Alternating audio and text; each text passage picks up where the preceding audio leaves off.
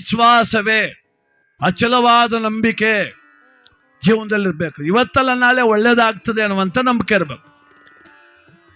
ಸಾತನಹಳ್ಳಿ ಅಂತ ಒಂದು ಗ್ರಾಮ, ಒಂದು ಬಡ ಕುಟುಂಬ ಇತ್ತು. ಒಬ್ಬ ರೈತನ ಮನೆಯಲ್ಲಿ ಹೆಂಡತಿ, 3 ಜನ ಹೆಣ್ಣುಮಕ್ಕಳು. ಇವತ್ತಿನ ಕಾಲದಲ್ಲಿ 3 ಜನ ಹೆಣ್ಮಕ್ಳಿದ್ರೆ ಭಾಗ್ಯವಂತರು ಅಂತಾರೆ. ಸುಮಾರು 30 ವರ್ಷದಿಂದ ಯಾರ ಮಲ್ಲಾರ 3 ಜನ ಹೆಣ್ಮಕ್ಳಿದ್ರೆ ದೌರ್ಭಾಗ್ಯವಂತರು ಅಂತಿದ್ರು ಅವ್ರನ್ನ. 3 ಜನ ಹೆಣ್ಮಕ್ಳು. ಆ ಮನೆಯಲ್ಲಿ 5 ಜನರ ಕುಟುಂಬ. ಆ ರೈತ, ಅವನ ಹೆಂಡತಿ, 3 ಜನ ಹೆಣ್ಮಕ್ಳು. ಅದಲ್ಲದೆ 2 ಪ್ರಾಣಿ, ಒಂದು ಕತ್ತೆ, ಒಂದು ನಾಯಿ, ಪ್ರೀತಿಯಿಂದ ಸಾಕಿದ್ದ ರೈತ. ಏನ್ರಿ ಮಾಡೋದು? 3 ಜನ ಹೆಣ್ಮಕ್ಳು ಬೆಳೆದು ನಿಂತವ್ರೆ. ದುಡಿಯೋನೊಬ್ಬ, ಕುಂತು ತಿನ್ನೋರು ಇವರು ಅವ್ವ ಮಕ್ಕಳು 4 ಜನ. ದಿನ ಜಗಳ. ಎಷ್ಟು ದುಡ್ಕ ಬಂದರೂ ಸಾಲೋಲ್ತು. ಹೆಂಡ್ತಿ ಅಂತಾಳೆ, ನಿನ್ನ ಕಟ್ಕೊಂಡು ಸಾಯ್ದು ಬಂದದ್ದು ನಾನು ಅಂತಾಳೆ. ಮಕ್ಕಳಂತಾರೆ, ನಿನ್ನಂಥ ವೇಸ್ಟ್ ಅಪ್ಪ ಈ ಜಗತ್ತಲ್ಲಿಲ್ಲ ಅಂತಾರೆ. ಏನು ಮಾಡ್ತೀರಿ? ಕೋಪ ಹೊಡೆದಾಕ್ಬಿಡ್ಬೇಕು ಅನ್ಸುತ್ತೆ ಅವನಿಗೆ. ಹೆಂಡ್ತಿಗೂ ಹೊಡಿಬೇಕು ಅನ್ಸುತ್ತೆ, ಮಕ್ಳಿಗೂ ಹೊಡಿಬೇಕು ಅನ್ಸುತ್ತೆ. ಆದರೆ ಆಗಲ್ತು. ಯಾಕೆ ಅಂದರೆ ಮೆಜಾರಿಟಿ ಅವರೇ ಜಾಸ್ತಿ ಇದ್ರು. ಯಾರು? ಹೆಂಡ್ತಿ ಮಕ್ಕಳು 4 ಜನ. ಇವನು ಜಾಸ್ತಿ ಮಾತಾಡಿ ಇವನಿಗೆ ಹೊಡೆದಾಕ್ಬಿಟ್ರು ಅವರಿಬ್ಬರು ಎಲ್ಲ ಸೇರ್ಕೊಂಡು. ಅದಕ್ಕೆ ಇವನೇನು ಮಾಡೋದು ಅಂದರೆ, ಜಗಳ ಆಡಿದ ಮೇಲೆ ಕೋಪ ತೀರ್ಸ್ಕೋಬೇಕಲ್ಲ. ಸುಮ್ಮನೆ ಮಲ್ಕೊಂಡ್ರೆ ನಿದ್ದೆ ಬರೋಲ್ತು. ಹೆಂಡತಿ ಜೊತೆ ಜಗಳ ಆಡಿದಾಗೆಲ್ಲ ನಾಯಿಗೆ ಹೊಡಿವ, ಮಕ್ಕಳ ಜೊತೆ ಜಗಳ ಆಡಿದಾಗೆಲ್ಲ ಕತ್ತು ಹೊಡಿವ. ಇವೆರಡಕ್ಕೂ ಗೊತ್ತು ಒಳಗೆ ಜಗಳ ಆದರೆ ಏಟು ಈಚೆಗೆ ಬರ್ತದೆ ಅಂತ.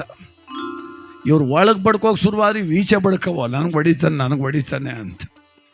ಒಂದಿನ ಬಂದು ಜಗಳ ಶುರುವಾಯಿತು. ಏನು ಜಗಳ?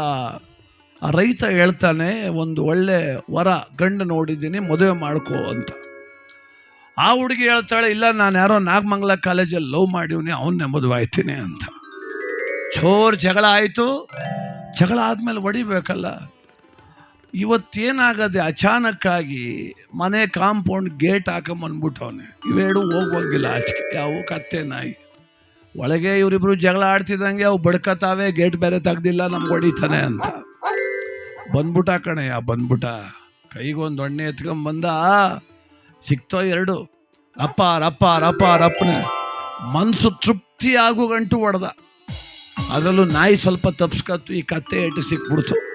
ಚೆನ್ನಾಗಿ ಹೊಡೆದು ಗ್ಯಾನ್ ತಬ್ಬಿದ್ದೋಯ್ತು ಪಾಪ ಕತ್ತೆ. ಹೊಂಟದ ಬಿಸಾಕ್ಬಿಟ್ಟು ಮಲ್ಕಂಡ. ಈ ನಾಯಿ ಬಂದು ಕತ್ತೆ ಎಬ್ಬರಿಸ್ತು. ಹೇಳೋ ಕತ್ತೆ ಹೇಳು ಮ್ಯಾಕ್. ಇವನ್ ಮನೇನೂ ಬೇಡ, ಇವನ್ ಸವಾಸು ಬೇಡ. ಹಾಕೋದು ತನ್ನಕ್ಕೆ ಎಷ್ಟು ಹೊಡಿತಾನೆ ಅವ್ನ ಮನಕೈನಾಗ. ನಡಿ, ಇವನ್ ಸವಾಸವೇ ಬೇಡ. ನಾಗಮಂಗಲದಲ್ಲಿ ಹೊಸದು ಒಂದು ಚೌಟ್ರಿ ಆಯ್ತಾ ಇದ್ದದಂತೆ. ಇಬ್ಬರು ಹೋಗಲ್ಲಿ ಸೇರ್ಕೊಂಬಿಡುವ. ನನಗೇನು ಅನ್ನಕ್ಕೆ ಕೊಡ್ತಿಲ್ಲ ಕಣೋ. ಜನಕ್ಕೆಲ್ಲ ಶುಗರ್ ಬಂದು ಕೂತದೆ, ಎಲ್ಲ ಅನ್ನ ಬಿಟ್ಬಿಡ್ತಾರೆ, ನಾ ಉಣ್ಕೊಂತೀನಿ. ನಿನಗಂತೂ ಬಾಳೆ ಎಲೆ ಸಿಗ್ತವೆ. ಕತ್ತೆ ಇಬ್ಬರು ಹೋಮ ನಡಿ ಅಂತ. ಕತ್ತೆ ಅಂತೂ, ನಾಯಿ ನೀನು ಬೇಕಾದ್ರೆ ಹೋಗು, ನಾ ಬರುವುದಿಲ್ಲ ಅಂತ. ಬಾರೋ, ಎಷ್ಟು ಅಂತ ತಿಂತೀಯೋ ನೀನು ಈ ಮನೆಯಲ್ಲಿ? ಇಲ್ಲ, ಅವನು ಎಷ್ಟಾರ ಹೊಡಿಲಿ, ನಾ ಬರುವುದಿಲ್ಲ ಅಂತ ಕತ್ತೆ. ಅಲ್ಲ ಕಣ, ನಾನಾರ ಸುಮಾರಾಗಾರ ತಪ್ಸ್ಕೊತೀನಿ, ನಿನ್ನ ಕೈಲಿ ಅದು ಆಲಿಲ್ಲ. ಇವತ್ತು ಹೊಡೆದು 100 ಏಟಲ್ಲಿ 70 ನಿನಗೆ ಬಿದ್ದಾವೆ, 30 ನನಗೆ ಬಿದ್ದಾವೆ. ಬಾರೋ ಅಂತ. ಅದು ಯಾವುದನ್ನ? ಈ ಕತ್ತೆನ. ಕತ್ತೆ ಅಂತೂ ಇಲ್ಲ, 100 ಅಲ್ಲ 200 ಏಟು ಹೊಡೀಲಿ, ನಾನು ಇಲ್ಲೇ ಇರ್ತೀನಿ. ಯಾಕೆ ಅಂದರೆ ನನಗಿವತ್ತು ಗೊತ್ತಾಯಿತು ನನಗೆ ಮುಂದೆ ಒಳ್ಳೇದಾಗುತ್ತೆ ಅಂತ ಕತ್ತೆ. ಅದಕ್ಕೆ ನಾಯಿ ಅಂತೂ ಇವತ್ತು ಗೊತ್ತಾಯ್ತಾ? ಇಷ್ಟೇಟ್ ಬಿದ್ದ ಮೇಲೆ ಮುಂದಕ್ಕೆ ಒಳ್ಳೇದಾಯ್ತದೆ. ಏನು ಒಳ್ಳೇದಾಯ್ತದೆ ಅಂತ ಕೇಳ್ತು ನಾಯಿ. ಅದು ಕತ್ತೆ ಅಂತೂ ಮಗಳ ಜೊತೆ ಜಗಳ ಆಡುವಾಗ ಅವನೇನಂದ ಗೊತ್ತಾ? ಏನಂದ? ಆ ಕತ್ತೆಗೆ ಬೇಕಾದ್ರೆ ಕೊಟ್ಟು ಮದುವೆ ಮಾಡ್ತೀನಿ, ಅವನು ಮಾಡೋದಿಲ್ಲ ಅಂತ ಅನ್ಲಿಲ್ವಾ? ನನಗೀಗ ಗೊತ್ತಾಯಿತು, ಅವನು ನನ್ನ ಅಳೀನ್ ಮಾಡ್ಕೋಗಿ ನಿಂತವನೆ.